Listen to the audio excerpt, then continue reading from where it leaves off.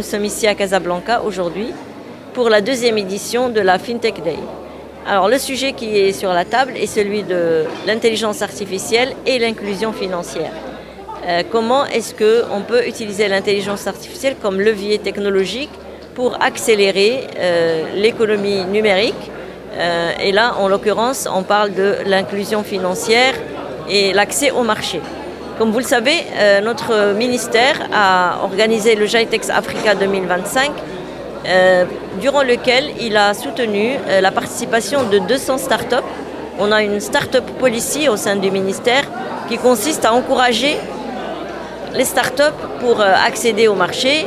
Et sur les 200 startups que nous avons soutenues durant le GITEX Africa 2025, il y en a 17 qui sont dans le domaine de la FinTech.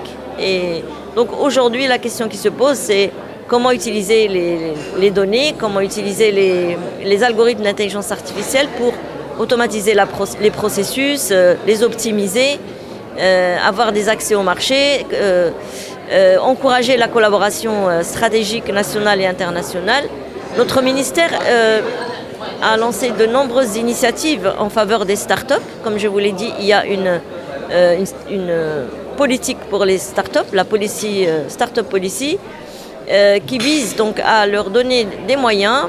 Ça va de l'idéation, l'incubation jusqu'au levée de fonds pour monter un certain nombre de projets. Aujourd'hui, on parle de la FinTech, mais le 1er et le 2 juillet, nous allons avoir les assises nationales de l'intelligence artificielle et nous allons aborder de nombreux sujets comme les startups dans le domaine de l'éducation, de la santé, de l'agriculture, etc.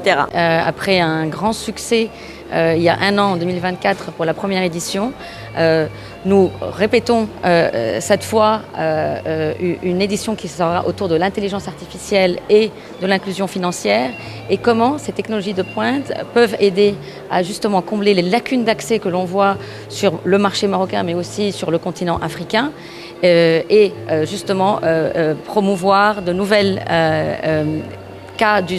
cas d'usage pour tous les utilisateurs, que ce soit à travers leurs mobiles, des paiements mobiles, mais aussi les paiements plus traditionnels. Bien sûr, nous sommes comités sur le marché marocain.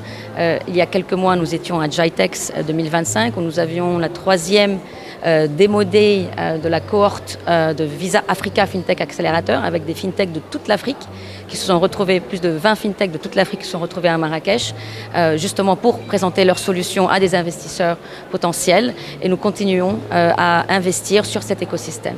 L'importance de l'écosystème, c'est de ramener tous les acteurs que ce soit dans le public ou dans le privé, autour d'une même table pour avoir un dialogue qui va être constructif et collaboratif pour justement pouvoir atteindre les objectifs du Maroc numérique digital 2030. L'édition de cette année, en fait, elle est organisée sous l'égide du ministère de la Transition numérique et de la réforme de l'administration, en collaboration aussi avec l'UM6P, Technopark, le Morocco FinTech Center et l'Agence de développement du digital.